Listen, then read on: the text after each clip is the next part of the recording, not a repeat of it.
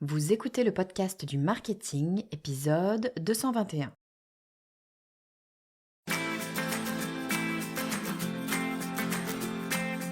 Bonjour et bienvenue. Je suis Estelle Ballot et je suis ravie de vous recevoir sur le podcast du marketing. À chaque épisode, je vous propose d'analyser les techniques marketing qui marchent, pas à pas et très concrètement, pour développer votre activité. Qu'on parle de marketing, de vente ou de business en général, on parle toujours de la même chose, on parle de convaincre. Convaincre un client d'acheter notre produit, convaincre un partenaire de travailler avec nous, convaincre notre boss de nous donner ce fameux budget, convaincre un prestataire de nous faire la meilleure offre. Convaincre, c'est le nerf de la guerre. Si on sait convaincre, on gagne. Si on ne sait pas convaincre, on perd. J'ai toujours trouvé ça extrêmement étonnant qu'on n'en parle pas plus, qu'on n'étudie pas plus les techniques de persuasion et les outils qui nous aident à le faire. Quand on doit convaincre, quand l'enjeu est important, on utilise tous le même outil, on s'appuie sur une présentation. Sauf que personne ne nous a appris à construire justement une présentation. C'est quand même dingue quand on y pense, compte tenu de ce que ça peut nous apporter. On présente pour convaincre tout le temps, mais en fait, on n'a pas de stratégie pour le faire correctement. Je ne pouvais pas rester comme ça sans rien faire. Je suis allée chercher le spécialiste des présentations. Il travaille sur le fonctionnement du cerveau, sur les biais cognitifs, sur les méthodes de conditionnement et sur les stratégies de communication d'influence. Autant vous dire que convaincre, c'est son truc. Je vous propose d'accueillir tout de suite Henri de Berny. Bonjour Henri, bienvenue sur le podcast du marketing. Bonjour Estelle. Écoute, je suis très contente de te recevoir aujourd'hui. On va parler d'un sujet brûlant, d'un sujet un petit peu mystérieux presque. Quand tu m'en as parlé en off, je me suis dit, putain, mais c'est génial ce truc, on va aller modeler un petit peu l'esprit des gens, essayer de leur faire ce qu'on veut. Ça paraît presque un petit peu magique. Aujourd'hui, on va parler notamment de présentation et surtout de comment faire pour faire une présentation qui va véritablement convaincre les gens. On va parler de termes un peu bizarres comme le cerveau cognitif, la mémoire de travail, enfin des choses comme ça qui semblent un petit peu de l'ordre de l'alchimiste. Moi, j'adore cette idée. Tu vas nous expliquer tout ça. En tout cas, l'idée, c'est de comprendre comment est-ce qu'on va pouvoir convaincre les gens. Avant qu'on rentre dans le vif du sujet, Henri, est-ce que tu peux nous dire qui tu es et ce que tu fais ? Et oui, alors, juste pour rebondir sur ce que tu viens de dire Estelle, effectivement, c'est généralement le sujet auquel, tout le monde pense en s'endormant. Un PowerPoint, c'est le rêve de tout le monde. Bon, évidemment, c'est dit comme ça, c'est pas le sujet le plus intéressant et en fait, on va voir que, eh bien, il y a vraiment des choses à faire. Et moi, ça fait justement pour me présenter, ça fait, 10 ans que je fais ça. Je dirige, le cabinet Pressman, qui est un cabinet de conseil en stratégie de présentation et design de présentation et on accompagne, énormément de grands groupes à travers le monde sur un peu tous les secteurs, sur les prêts à gros enjeux. Voilà. Génial. Et donc, effectivement, on se dit, bon, je dois faire une presse aujourd'hui. Comment je fais pour faire en sorte que je puisse convaincre mon client, je puisse convaincre mon patron, je puisse convaincre mon associé. Il y a toujours quelqu'un à convaincre. Je suis d'accord avec toi, pas forcément le truc le plus sexy au monde que se dire, ah tiens, aujourd'hui j'ai une presse PowerPoint à créer. Mais en fait, on en a quand même besoin de tout ça et ça peut être ultra stratégique que de pouvoir arriver à convaincre la personne. Donc, j'ai presque envie de te dire, mais est-ce que, avant qu'on rentre dans le vif du sujet, est-ce qu'il y a une méthode, une façon de faire pour construire la bonne presse, la presse qui va convaincre quelqu'un ?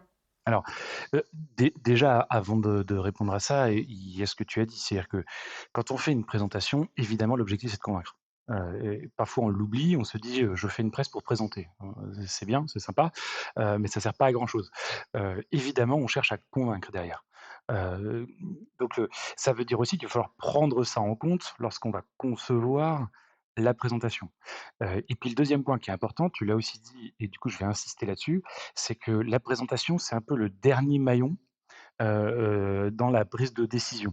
Ça veut dire que quand on va, lancer un produit, lancer une idée, vendre un produit, un concept, une solution, tout ça va se passer par une presse et avant qu'il y ait la presse, il y a tout l'effort marketing qui est fait, marketing digital, la prospection commerciale, tout ce qu'on peut imaginer, heu heu, le tout pour réussir à décrocher un rendez-vous et en fait, c'est au rendez-vous que tout va se jouer. Et c'est là où c'est, un peu contradictoire, c'est que souvent, bah, la presse, c'est le truc qu'on délaisse parce que ça fait rêver personne, disons-le clairement. Et donc, bah, c'est, le stagiaire qui va se taper, de faire des slides en se basant sur des anciennes slides faits par 2-3 commerciaux. Donc en clair, on met beaucoup de pognon pour décrocher des rendez-vous et derrière, on se rate souvent, lamentablement parce que, ben, on met pas les moyens là où il faut, quoi. C'est effectivement un peu dommage, ouais. Tu te dis, tu tant d'énergie, pour que le produit, le service existe et puis finalement, c'est un peu vrai, hein, la presse, on la fait souvent un petit peu par-dessus la jambe parce que c'est PowerPoint et qu'on se dit: «Bah, c'est le truc qu'on Bah faisait oui, à l'école, donc tout le monde sait le faire». Mais sauf que c'est pas si simple que ça. Le et problème, on est d'accord, Henri, le problème c'est pas PowerPoint, le ah bah problème non, c'est ce qu'on en fait, on est d'accord? c'est un peu facile, d'accuser PowerPoint, hein, PowerPoint, c'est un outil, hein. C'est comme si on accusait un marteau de pas savoir visser une vis, ça a aucun sens. PowerPoint, c'est un outil et il va falloir savoir l'utiliser, et surtout le mettre à sa place. Si j'introduis un peu le sujet comme ça, hein, quand on fait une présentation, on fait pas un PowerPoint. On fait une présentation. Une présentation, par définition, c'est quelqu'un qui présente, donc c'est un oral. Une Mmh. présentation, c'est un discours, point barre, et on peut, si on le souhaite, soutenir cette présentation d'un support et le support peut être PowerPoint ou n'importe quel autre logiciel d'ailleurs de presse ou un produit, hein, tout simplement, si je vends un produit, je peux le prendre dans ma main et le présenter. Ça marche aussi. On va avoir un support visuel qui vient soutenir une présentation. Est-ce que c'est utile? Oui. Tu voulais intervenir, excuse-moi. Non, non, mais c'est intéressant ce que tu dis parce que ça permet aussi de comprendre que on est en train de construire un discours. On n'est pas en train de construire une présentation. Et c'est vrai qu'on a tendance à le faire à l'inverse, à se dire, bon, bah, alors attends, qu'est-ce que je vais mettre comme slide pour que ce soit dans un ordre cohérent? Alors qu'en fait, ça n'est jamais que quelque chose qui est supposé soutenir le discours et pas l'inverse. C'est ça que tu dis? Oui, exactement, et ce que tu viens de dire, en fait, définit le problème de fond de PPT. C'est que quand on de PowerPoint, pourquoi PowerPoint est tant accusé? Il y a énormément de critiques, hein, qui sont faites. Il y a même un parti en Suisse qui s'appelle le parti anti-PowerPoint, véridique parti politique, qui a l'ambition d'être 4e parti, du pays. Bon, il y a des J'adore les Suisses. non, mais il y Bravo, a tout un tas bonjour. de trucs. Il y a des généraux américains qui ont taclé PowerPoint, violemment. Il y a un chercheur américain qui considère que, l'accident de la navette spatiale, je trouve plus le nom de cette navette, bref, qui avait explosé à l'époque quand elle Apollo. était partie, c'est pas Apollo, Columbia peut-être bien, et ça serait lié à PowerPoint. Voilà, bon bref, il y a un journaliste français qui a écrit, «La mort par PowerPoint». Bon, les attaques, elles sont partout et en fait, elles sont justifiées. Le problème, c'est qu'elle cible pas le bon problème justement. C'est-à-dire qu'elle constate que le résultat est mauvais, ça c'est certain, mais du coup, elles en accusent PowerPoint. En fait, c'est exactement ce que tu viens de décrire. Le problème, c'est la logique. Si quand on entend «fais une présentation», tu entends «fais un PowerPoint», en fait, tu vas raisonner selon PowerPoint. Or, PPT n'est pas un logiciel qui a été conçu pour nous aider à réfléchir, et la logique de slide n'a jamais été adaptée pour faire un discours. Ça ne sert pas à ça. Donc si on conditionne notre raisonnement et notre discours à des slides, eh ben, on va faire exactement ce que tu as décrit. J'ai une idée, tiens, je la mets sur une slide. J'ai une autre idée, tiens, je la mets sur une autre slide. Ensuite, je vais dérouler mon idée sur ma première slide, dérouler mon idée sur ma deuxième slide. Et à la fin, j'ai une sorte de tas d'idées juxtaposées, pas forcément très compréhensibles à l'oral, mais surtout, je n'ai jamais un argumentaire avec une démonstration. Donc en fait, ça ne marche pas. Et c'est pas parce qu'on va appliquer des tips PPT comme on peut les lire sur Internet, de ne pas mettre trop de mots, de ne pas mettre trop de texte, bah, au final, la structure, elle sera toujours pas bonne, la logique sera toujours pas bonne et en fait, bah, ça marchera toujours pas. Voilà. Bon, bah alors c'est bien joli ce que tu me dis, Henri, et j'entends hein, complètement ce que tu me dis. Sauf que j'ai envie de te répondre, non mais d'accord, mais moi ce qui m'intéresse, c'est de savoir comment je fais, moi, Henri, pour faire une bonne présentation. Et j'ai bien compris que la présentation, c'est pas PowerPoint, c'est le discours, mais comment je fais? Ouais, alors en fait, c'est l'association des 2. C'est-à-dire qu'un discours, c'est la presse, mais c'est très bien de le soutenir d'un support visuel, pour tout un tas de raisons. Ça a été démontré à maintes reprises, mais en gros, lorsqu'un discours est constitué de manière pyramidale, j'y reviendrai, on augmente de 30 la compréhension et la rétention, et si on vient le soutenir encore d'un visuel derrière, on réaugmente de 30. Donc ça veut dire que quand on veut vraiment gagner, et quand on est en presse commerciale, en soutenance d'appels d'offres, négociation de fusion-acquisition, et cetera, bah, on veut gagner. Donc ça serait très bête de se priver de ces 60. Maintenant effectivement, bah, pour ça, faut faire les choses dans le bon ordre et avec une méthode. Et donc chez nous, chez Pressman, on a développé une méthodologie, de stratégie de presse qui est basée sur le fonctionnement du cerveau cognitif, comme tu l'as dit en introduction. Elle est analyser comment fonctionne, la réception de l'information, lorsque l'on parle à un public. Comment le public va décoder et comprendre ce que l'on dit. Et tu le sais, hein, quand on parle, souvent la personne qui est en face de nous ne comprend pas forcément de la même manière que ce qu'on souhaiterait, voilà, ce qu'on souhaiterait. Donc l'objectif, pour nous, ça va être de trouver des moyens, des tactiques, des astuces pour, entre guillemets, «forcer» sa manière de raisonner à arriver à l'objectif que nous qu'on veut lui donner. Alors attends, là, il faut que tu m'expliques. Forcer sa manière de raisonner pour arriver là où on veut arriver. Qu'est-ce que tu Voilà. veux dire? C'est-à-dire qu'on va essayer de changer l'angle de vue de la personne? C'est quoi l'idée? Oui, on va conditionner le raisonnement. En fait, Ah. on est tous sur, on a tous des schémas mentaux en fonction, de notre connaissance, de notre expertise, de notre expérience, personnelle, et on raisonne selon ces schémas mentaux. Ça veut dire qu'avec un schéma, on arrive à un résultat. Si on veut imposer un autre résultat, il faut imposer avant un autre schéma. Donc toute la logique de presse va être de, en amont, analyser quel est le schéma de ma cible, est-ce qu'il est conforme ou non conforme à ce que je souhaite faire, et en fonction de ça, on va venir déconstruire ce schéma, en reconstruire un autre, et ensuite on va raisonner sur cette base pour arriver au résultat qui est le nôtre. L'idée étant que notre cible arrive au résultat qu'on veut lui donner avant même qu'on l'ait donné. En fait, il n'aura pas l'impression qu'on l'a convaincu, il aura l'impression qu'on est d'accord avec lui. Et dans ce Ah, cas-là, c'est c'est gagné. beau. Ah bah Voilà. oui. C'est quand même beaucoup plus facile si on me dit, «Je suis d'accord Heu, avec toi» que si on me dit: «Je suis évidemment. contre toi et je suis pas d'accord et je dois te convaincre». Bah, et toute la méthode Pressman, en fait, elle est basée là-dessus. Si je devais te la simplifier, hein, pour faire simple, on est basé sur un principe de lien de cause à effet. C'est-à-dire que tout est fait à une cause. Jusqu'à là, ça a rien de très, très nouveau, mais en fait, en presse, c'est très utile. Pourquoi? Ça veut dire que quand on veut proposer quelque chose, ce que moi je fais, typiquement en Pressman, je vends des présentations, OK, très bien. Pourquoi je le fais? Il y a une cause, il y a une raison derrière, et cette raison, bah, on peut la creuser et la chercher. Une fois que j'ai trouvé cette cause première, à quelle répond ce que moi je fais, ce que nous on va appeler l'objet, qui est une cause qui génère un objet, je vais avoir un peu le noyau de ma présentation. Si j'arrive à convaincre la personne qui m'écoute que par rapport à ces situations, la cause en question est bien sa cause à lui, alors l'objet que je propose répond parfaitement à sa cause. Je sais pas si c'est très clair, n'hésite Ah! pas à me Si, si, attends, voilà, j'essaye de com en fait, tu prends le problème à l'envers. exactement. C'est-à-dire que tu vas regarder la solution que toi, par exemple, tu proposes. Pour avoir cette solution, bah, il y a bien une raison pour avoir besoin de cette solution. Toi, ton job, c'est pas de lui vendre la solution, c'est de lui montrer qu'il a ce problème-là.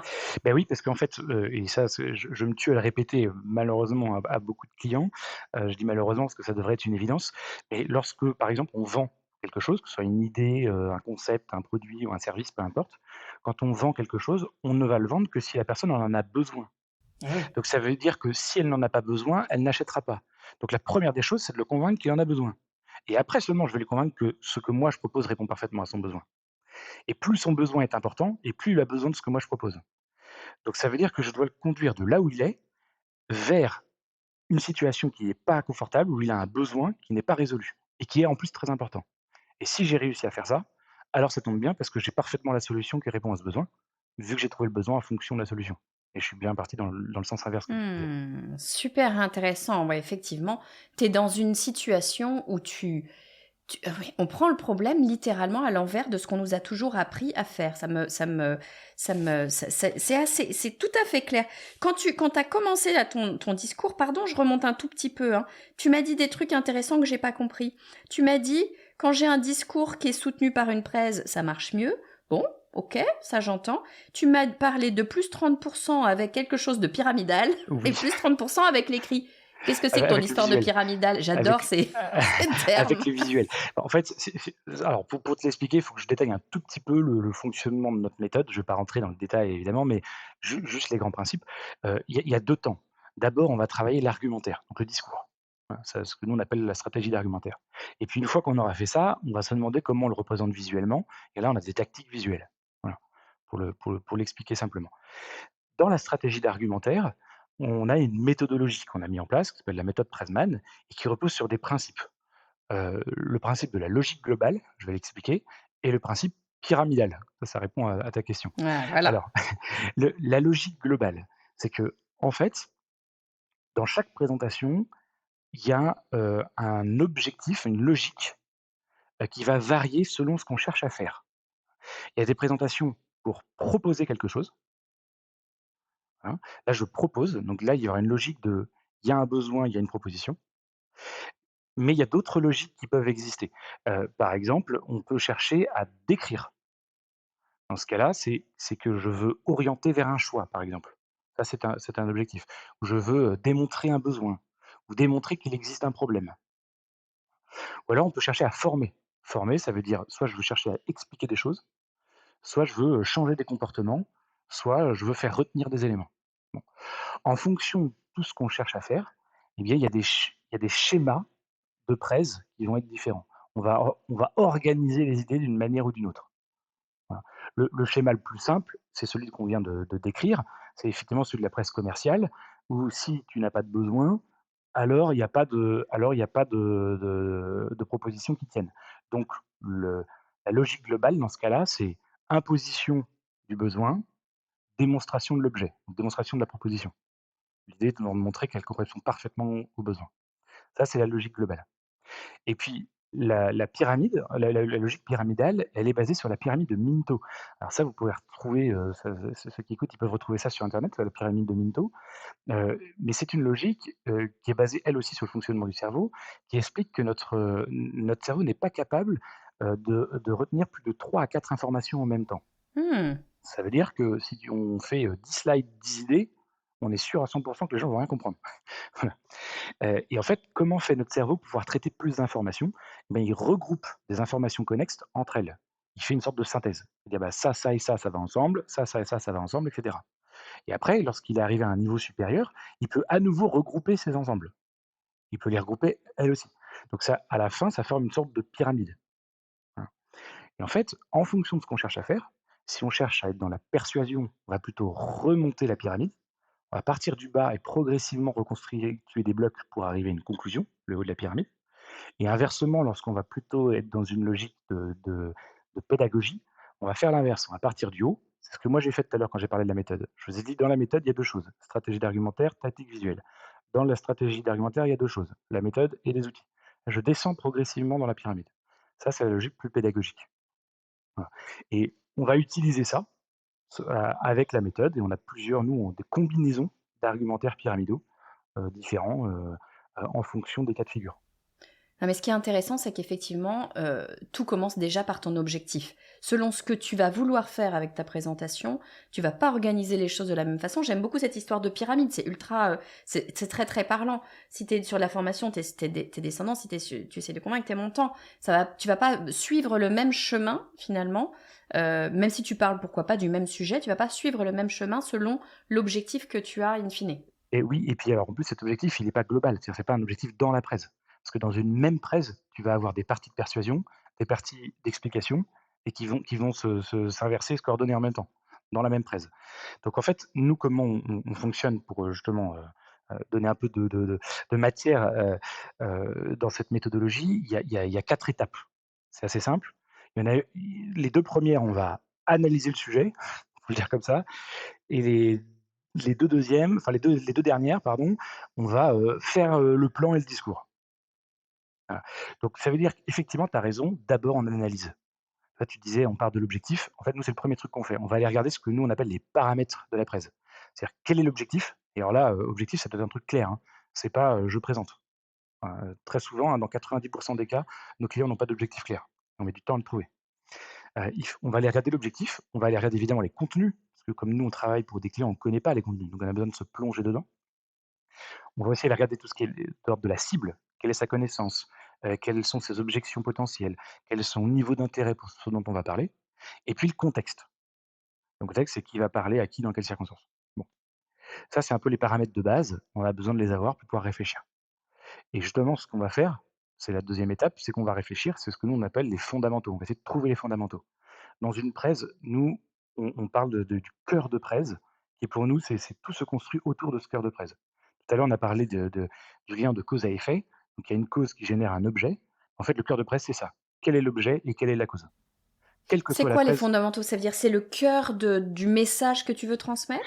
en fait, ce sont les deux points, les deux blocs d'idées essentiels dont on va avoir besoin dans cette présentation. Je vais forcément chercher à dire quelque chose, ça c'est mon objet, Et si je cherche à le dire, il y a forcément une raison pour laquelle je cherche à le dire, ça c'est la cause. Dans une presse commerciale, mon objet, c'est ce que je vends, ma cause, c'est le besoin. Et ça, quelle que soit la presse, je vais en avoir un. Donc nous, première étape, une fois qu'on a un peu analysé les paramètres, on cherche ces fondamentaux. Quel est l'objet? Quelle est la cause? Voilà. Donc après, on pourrait détailler, hein. Dans la cause, on va chercher quelle est la situation, quelle est la perturbation, quels sont les problèmes. On va essayer de faire une synthèse de tout ça. Je passe. Et puis dans l'objet, on va se demander, mais quel est le concept de fond? Au fond, qu'est-ce qui est proposé? En quoi c'est vrai? Donc, quelles sont les preuves? Les preuves de l'objet en lui-même, mais les preuves aussi de qui produit cet objet. Donc l'entreprise, corporate, etc. Ce qu'on appelle l'émetteur. Et puis, il y a aussi tout ce qui vient rassurer. C'est en quoi, ça paraît crédible tout ça? Est-ce que c'est facile à mettre en place? Est-ce qu'il y a un bon relationnel? Est-ce qu'il y a un vrai ROI et cetera? Tout ça, ça va nous permettre de bien comprendre l'objet. Donc on a et l'objet et la cause. Et une fois qu'on a compris le contexte de la presse et qu'on a vraiment l'objet et la cause, alors on a tout ce qu'il faut pour pouvoir travailler et mettre en place un plan. Voilà. Et là, le plan, bah, ça va suivre cette logique dont je parlais tout à l'heure, logique globale et pyramidale. En fait, ce qu'on fait, c'est qu'on se demande, OK, quelle typologie de presse, avec quelle typologie de presse j'ai? Est-ce que, par exemple, je suis dans une presse commerciale avec une logique qui est besoin-solution? Parce que là, ma logique globale, c'est besoin-solution. On se pose aussi la question de l'intensité. Est-ce qu'on va devoir beaucoup travailler le besoin ou pas beaucoup? Est-ce qu'on va devoir beaucoup travailler la solution ou pas beaucoup? Ça dépend du niveau de connaissance ou d'objection de la cible. Et puis enfin, le type d'usage. Est-ce que ça va être une presse orale ou est-ce qu'en fait, c'est pas une présentation? Est-ce qu'en fait, c'est juste une plaquette qui a été faite sur PowerPoint et qui est envoyée par mail? Ça peut Mmh. exister aussi. Dans ce cas, c'est Bien plus une sûr. presse. Ça se réfléchit pas du tout de la même manière. Et quand on a tout ça, eh ben, on est capable de mettre en place une structure globale. C'est-à-dire qu'on va trouver quelle est la situation de départ, quelle est la cause, quel est l'objet, quelle est l'étape de validation dont on a besoin après. Et on va pouvoir en fait noter les grandes étapes. Et une fois qu'on a les grandes étapes, bah, il n'y a plus qu'à, dans chacune de ces étapes, venir mettre les arguments que l'on veut utiliser. Les arguments, c'est ce que nous on appelle les blocs d'idées. C'est-à-dire, d'abord, je vais démontrer que ça, bloc d'idées. Ensuite, je vais expliquer que ça, bloc d'idées. Ensuite, je montrerai qu'en fait, c'est pas si simple. Troisième bloc d'idées, etc. Et chacun de ces blocs d'idées va être structuré de manière pyramidale. Comme je disais tout à l'heure, soit dans un sens, soit dans l'autre, soit avec une succession de sens. Voilà, donc nous, on a créé des modèles, entre guillemets. Alors, je ne veux pas des combinaisons d'argumentaires pyramidaux, faut le dire comme ça. Je ne vais pas les détailler, je donne des noms. On a le parallèle structuré, le parallèle progressif, on a la logique linéaire, la logique conclusive, bon, etc. À la limite, on s'en fiche. C'est-à-dire qu'on va combiner des manières de le faire pour chacun de ces blocs d'idées. C'est pour ça que tout à l'heure, quand j'ai la pyramide de Minto, on ne l'utilise pas de manière globale sur la presse, c'est par bloc d'idées, il va y avoir des combinaisons. Comme ça, chaque bloc d'idées atteint son objectif. En fait, l'idée, c'est qu'à la fin, on a une succession d'argumentaires qui atteignent chacun leur objectif avec un peu l'effet cliquet. J'ai dit ça, donc c'est vrai, donc je peux passer à la suite. Or, maintenant que je l'ai dit et que c'est vrai, alors je peux vous dire que. Et donc, on a une succession de causes vers des effets qui arrivent à l'objet. Super clair. Donc en fait, cette histoire de pyramide, moi j'aime beaucoup cette pyramide parce que je trouve que c'est très facile de l'imaginer Oui. dans un sens ou dans l'autre. Et Mhm. tu comprends bien effectivement comment tu l'utilises.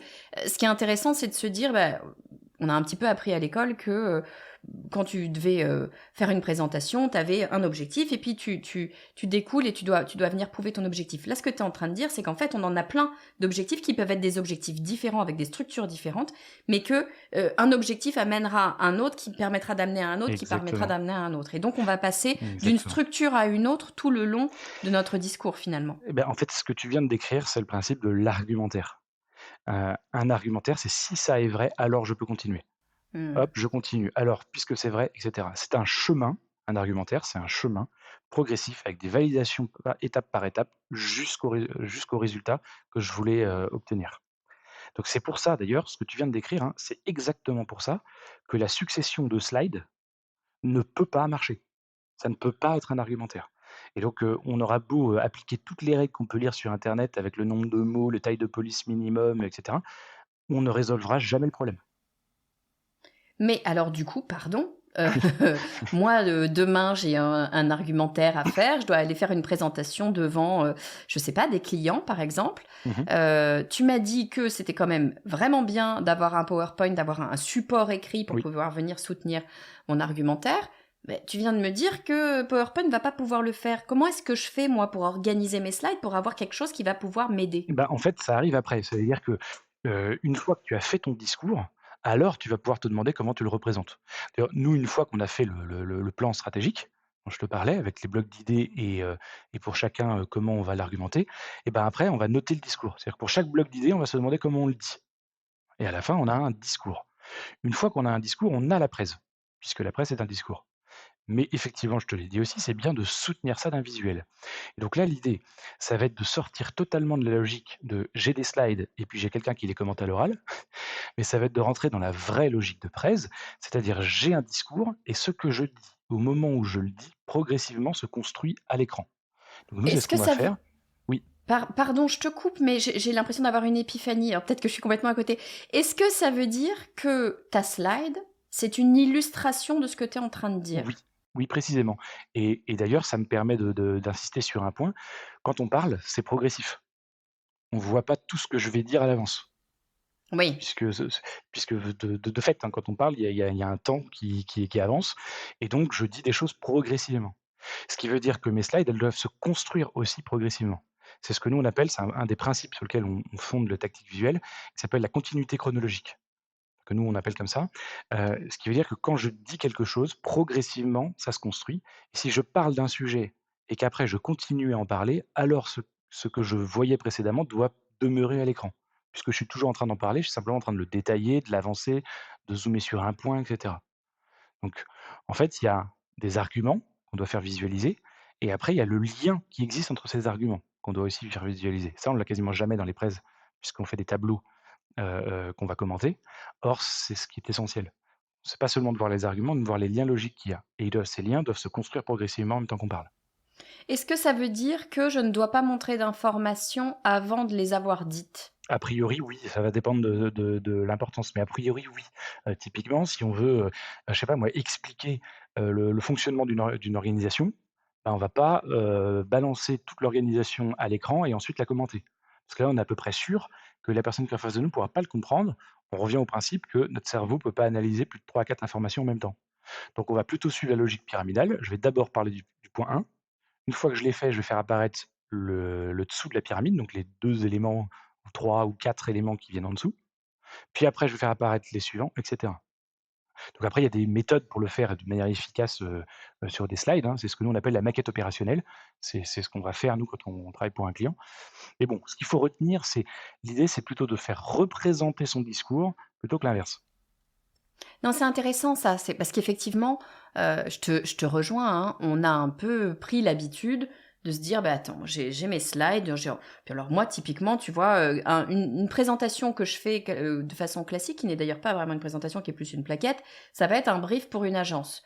Bon, bah, j'ai toujours fait pareil, hein, j'ai mon contexte, j'ai mes objectifs, Mmh. j'ai mon ceci, j'ai mon cela. C'est en fait, j'ai toujours mes mêmes titres de slides, c'est très pratique, hein, c'est très, très facile, hein. Je remplis, je fais hop là, j'ai le même modèle et je remplis. Là, ce que tu es en train de nous dire, c'est sortons de ce truc Oui, d'avoir une structure de slides déjà préorganisée et utilisons les slides pour illustrer le propos qu'on est en train de tenir. C'est oui, ça si très je précisément. dois Oui, non, vraiment mais c'est synthétiser, c'est ça. très précisément, c'est ça. C'est exactement ça. Ça veut dire que le visuel doit être à sa place. I pas ailleurs. Ce qui est important, c'est ce qu'on dit. Et le visuel doit nous permettre de faire comprendre ce que l'on dit. En fait, il permet de projeter la pensée à l'écran. Mmh. Et c'est là où c'est utile parce que ce que l'on voit est beaucoup plus enfermant que ce que l'on entend. Je donne souvent l'exemple pour ceux qui ont lu Harry Potter. Alors, Mmh. généralement, quand je donne l'exemple, il y a un peu les 2 cas de figure. Il y a ceux qui ont vu les films ou vu le 1 et le 2 et puis après ils ont lu les livres et puis il y a ceux qui ont d'abord lu les livres et après ont vu les films. Bon, et ben, en fait, en fonction de dans quelle catégorie on n'a pas la même réflexion. Celui qui a vu d'abord les films et qui lit ensuite les livres, il ne peut plus imaginer ni les personnages, ni les scènes, ni les lieux autrement que tels qu'il les a vus dans le film. L'image est enfermante. À l'inverse, celui qui a lu le bouquin avant, bah, souvent il est déçu quand il voit le film parce qu'il ne s'était pas représenté de cette manière-là. Qu'est-ce que ça veut dire? Ça veut dire que si on raconte quelque chose, qu'on a un discours avec un argumentaire et qu'en plus on le fait visualiser, c'est très enfermant, il est très dur de raisonner autrement. Et Ah! donc c'est avec le visuel qu'on peut, je disais tout à l'heure, il faut construire des idées de départ avec lesquelles on va raisonner pour arriver à un but, mais avec le visuel, on peut les construire visuellement et donc schématiquement et donc de manière enfermante. Ce qui fait qu'après, la personne qui nous écoute va raisonner avec ce schéma en tête. Est-ce que ça veut dire, c'est une vraie question, est-ce que ça veut dire que j'ai plus intérêt à illustrer donc mes slides, hein, à illustrer, à mettre dans mes slides des images que du texte, ou est-ce que ça n'a pas Non. d'impact? Non, en fait, bah, le problème d'une image, c'est que ça dit pas grand-chose. Alors parfois, il y a des images très parlantes, c'est vrai, mais enfin, si on doit expliquer l'organisation d'une société, comme je disais tout à l'heure, ou pourquoi, ma solution est facile à déployer, en interne avec une image, ça va être très compliqué. On va pas pouvoir l'expliquer. On est plus dans la schématisation, dans l'explication visuelle. On parle en ce moment beaucoup, hein, de visual thinking. La pensée visuelle. Mais en fait, une presse, c'est du visual thinking préparé à l'avance, si Mmh. on voulait le dire comme ça. Je parle, pardon, une presse, un support de presse, je me trompe, ouais. Mmh. Un support de presse, c'est du visual thinking préparé à l'avance. Voilà. On est plus proche du motion design dans la logique, que de celle du tableau. D'ailleurs, ça me permet aussi de rebondir sur ce que tu viens de dire. Il faut oublier la logique de slide. Les slides, on s'en fiche complètement. Je veux dire, s'il faut 40 slides pour dire une idée, ben, ce sera 40 slides. S'il en faut une seule pour dire 30 idées, bah, ça sera une seule. Le nombre de slides ne dépend pas, du temps qu'on a en présentation, il dépend de ce qu'on dit. Un même discours de 10 minutes peut être fait devant aucune slide, devant une slide ou devant 100. Et c'est le discours qui va déterminer le nombre de slides. Ça, c'est de la technique. C'est un petit peu comme si on parlait du nombre d'images par seconde dans une vidéo. En fait, tout le monde s'en fiche. Ce qui compte, c'est le rendu. Voilà. Ouais, faut oublier, moi, tu vois, quand j'étais étudiante ou quand j'ai commencé à faire des présentations en entreprise, on me disait, bon, bah, grosso modo, c'est une slide, une minute. Ouais, ce Donc, qui si est tu as une, 60 slides, tu es sur une heure. Ce ouais. qui veut effectivement pas dire Bah, en fait, grand-chose parce bah, ça que veut rien ça dire du dépend ce tout, que en tu fait. racontes, En quoi. fait, c'est surtout que ça veut dire quelque chose. Ça veut dire que on va être prisonnier de la logique PowerPoint. Mmh. C'est-à-dire qu'on va dire: «Bah, moi, je veux 15 slides». Moi, j'ai encore beaucoup de clients qui me disent: «Moi, j'ai une presse commerciale, je veux pas que ce soit trop long, pas plus de 15 slides». Et ça veut rien dire. Si on fait ça, ça veut dire qu'en fait, il veut pas une présentation, il veut une plaquette. Il veut une plaquette, pourquoi pas, hein, c'est utile aussi, mais pas pour présenter à l'oral. Donc faut savoir quel est l'exercice. Voilà. Mais donc, ça veut dire, pardon, je creuse ton histoire d'illustration, je trouve ça vraiment assez éclairant. Ça veut dire que j'ai mon discours, j'ai mon argumentaire, j'ai mon discours. Je vais vouloir l'illustrer.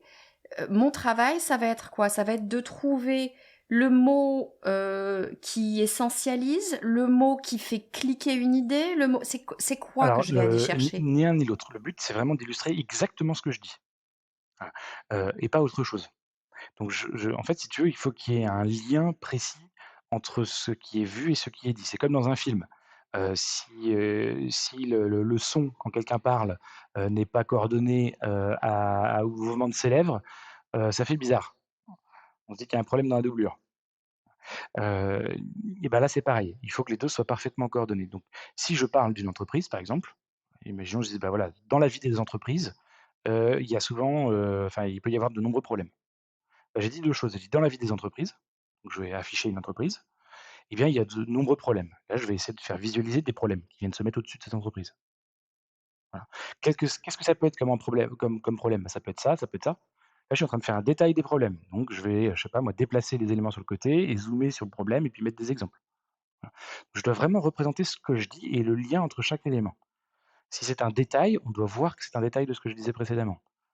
C'est Voilà, si presque la voix off d'un film, en fait, que tu es en train de me raconter. C'est de la narration, presque, non? ah beh, bien, on est très évidemment, on est très proche du film. D'ailleurs, c'est un point qui est intéressant. Une fois qu'on a fait notre discours, parfois, il arrive que, on ne puisse pas la représenter, parfaitement à l'écran. Heu, Si je reprends l'exemple de l'entreprise là avec les risques, si je dis, «Il y a de nombreux risques dans la vie des sociétés», si c'était ça mon discours, bah, ça je peux pas le représenter. Je peux pas parce que je peux pas présenter des risques si j'ai pas encore montré l'entreprise.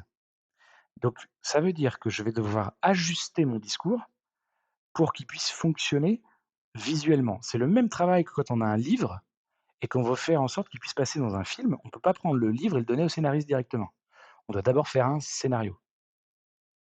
C'est ajuster ce qui va être dit et ce qui va être vu. Et les 2 doivent se coordonner parfaitement. C'est super intéressant. J'avais jamais pensé à une présentation comme à une scénographie, comme un film. Et Et oui, finalement, ça, pourtant, ça c'est fait là où ça sens quand déclenche. une fois que tu le dis. Et oui, ça Bien fait sûr. sens parce que tu entends, tu vois en même temps. On le sait, hein, ça. On le Et, sait bien et- qu'on retient mieux ce qu'on a vu et entendu. et Voilà, si on évidemment. a tous les sens, mieux c'est. Et puis pour aller dans ce que dans le même sens de ce que tu dis, il y a une raison, hyper bête, hein, auquel on pense pas, alors pourtant elle est évidente. Quand on présente avec un support, il y a 2 sources d'information. Il y a quelqu'un qui parle et il y a un support visuel. Essaye de regarder la télé et d'écouter en même temps une émission de radio, même si elle parle du même sujet. C'est impossible. Donc ça veut dire que si je dis la même chose que ce qu'il y a sur mes slides, il y a une des 2 sources d'information qui sert à rien et qui gêne en plus ceux qui écoutent, qui ont du mal à écouter parce qu'ils lisent et qui ont du mal à lire parce qu'ils écoutent. Et ça, il y a beaucoup de présentateurs qui s'en rendent compte. Du coup, qu'est-ce qu'ils font? Bah, ils vont compenser leurs slides en disant autre chose à l'oral, pour essayer de pas dire la même chose, pour faire la slide prompter. Et en fait, c'est encore pire, parce que là, j'ai toujours 2 sources d'information. J'ai toujours ma télé et ma radio, sauf que cette fois-ci, c'est des émissions qui parlent de 2 sujets complètement différents. Donc là, on peut encore moins comprendre. Alors l'orateur, il paraît moins mal à l'aise, mais le résultat, c'est que l'efficacité de la presse est encore moins bonne. Tiens, et d'ailleurs, ça me fait penser, Estelle, j'en profite, je te fais une petite parenthèse, parce que comme je parle de l'orateur, et de ses performances à l'oral, il y a souvent des gens qui sont inquiets par ça. Donc ils se disent: «Mais oui, mais alors moi je suis pas forcément très à l'aise à l'oral ou machin». Alors on vient de réaliser une étude là chez Pressman et qui démontre, auprès de plusieurs pas mal de décideurs dans des grands groupes, ça démontre que, en fait, la performance orale de l'orateur n'est jamais remise en cause par les auditeurs. Ah, Quasiment jamais. En fait, on s'en fiche et l'expertise de l'orateur n'est pas remise en cause non plus. et qu'est-ce Ce qui est qui est remis en criti cause?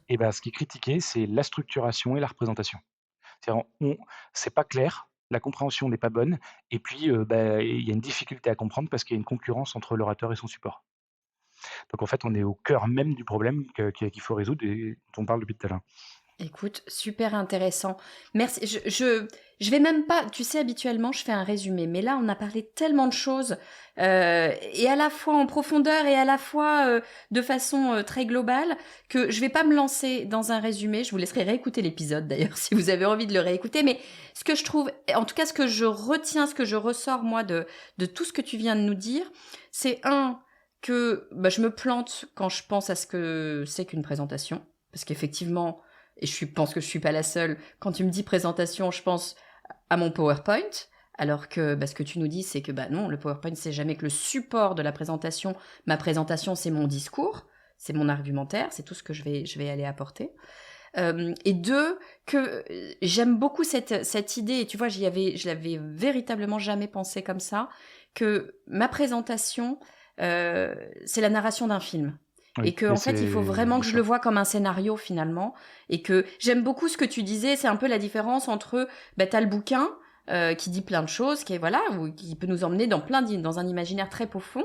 Mais si je veux le transformer en film, il va falloir que je fasse quelques petits ajustements. C'est rare que je puisse, à moins que le bouquin ait été construit comme ça, mais c'est rare que je puisse le mettre directement parce qu'il va falloir que, l'image illustre le propos et que l'un et l'autre finalement se répondent. Donc ça, je trouve ça vraiment assez Tu parlant. vois, si on devait, résumer, je vais tenter, comme ça, pour reprendre pareil là les mots que tu utilisais, mais si on devait résumer, en fait, d'abord on va réfléchir à l'histoire de notre film, si je reprends l'exemple du film, hein. C'est pas forcément nous ce qu'on utilise comme exemple chez Pressman, mais c'est pas grave, c'est pour reprendre le tien. Heu, D'abord on va réfléchir à l'histoire, qu'est-ce qu'on cherche à dire? Qu'est-ce qu'on cherche à faire ressentir comme émotion? Ça, c'est toute la stratégie. Ensuite, on va écrire le scénario, ça c'est le discours et après on va réaliser le film, ça c'est la maquette opérationnelle. Voilà, Génial. je vais résumer. Écoute, super clair. J'adore, j'adore. Merci beaucoup, Eh Henri. bah, je C'est t'en un prie. épisode, moi, qui m'a éclairé. J'ai eu des épiphanies pendant cet épisode, donc Voilà. j'espère que nos Comme auditeurs, quoi nos des sujets auditrices passionnants comme aussi. PowerPoint Mais peuvent oui, parfois être passionnants quand même. mais évidemment, j'en étais sûre avant qu'on démarre cet épisode. Henri, si on veut en savoir plus, si on veut te contacter, si on a des questions à te poser, si on veut, voilà, creuser le sujet, Bah, comment déjà, est-ce faut qu'on pas peut hésiter. faire pour te... Voilà, déjà, C'est je la suis la d'accord. 1re chose. Où est-ce qu'on Et peut te bah, retrouver, c'est simple, dis-moi? hein, vous allez sur le site de Pressman et vous pouvez nous contacter directement, il y a un formulaire de contact. Et puis sinon, vous avez mon adresse email, henri avec un i, @pressman.fr. Eh ben génial. Je mettrai évidemment tous les liens dans les notes de l'épisode. N'hésitez pas à contacter Henri, à contacter Pressman si vous voulez avoir de vraies présentation PowerPoint, eh bien, vous pouvez Alors, de vraies aller présentations le tout voir. court. Mais oui, je rigole, bien sûr. Non, mais véritablement, je pense que c'est un vrai sujet à creuser parce que, comme tu le dis, on met beaucoup d'efforts, notamment en marketing, pour développer nos services, nos produits, ce qu'on a à proposer. Et on se plante souvent sur la dernière ligne droite, c'est un petit peu Ouais, dommage, donc exactement. allons-y. Eh bien, parfait. Merci beaucoup, Henri. T'es le Merci bienvenu Estelle, quand merci de tu ton veux sur le invitation. podcast du marketing. Avec grand plaisir. À bientôt. Merci infiniment, Henri, d'avoir partagé avec nous toutes ces techniques de persuasion, ces stratégies pour construire finalement cette présentation, ce discours qui va nous permettre, eh bien, de convaincre, de persuader la personne que l'on souhaite persuader, que ce soit finalement un client, que ce soit un partenaire, que ce soit notre boss, peu importe finalement. Il y a des techniques qui vont nous permettre de mieux présenter notre projet, de mieux présenter nos idées de façon à embarquer avec nous notre audience. Merci Henri, je pense que c'est plus clair pour chacun d'entre nous maintenant. En tout cas, moi je peux le dire, hein, je vais commencer à retravailler un petit peu ma façon de présenter les choses de façon générale. C'était ultra intéressant de pouvoir discuter de ça avec toi aujourd'hui. Si vous avez aimé cet épisode et si vous voulez soutenir le podcast du marketing, le meilleur moyen de le faire, eh bien, c'est de laisser soit un avis 5 étoiles sur Apple Podcast ou sur Spotify, soit même d'ailleurs de donner votre avis sur cet épisode ou sur un épisode en particulier sur Spotify. Vous pouvez le faire très facilement, directement dans l'épisode. Vous pouvez nous dire si cet épisode est intéressant ou non, ce que vous en avez pensé, ce qu'il apporte aux personnes. Ça donnera une idée aux autres personnes qui pourraient regarder cet épisode et se poser la question de savoir si ça vaut la peine de l'écouter. Ça leur donnera une idée sur ce qu'il faut faire. Je vous dis à très vite.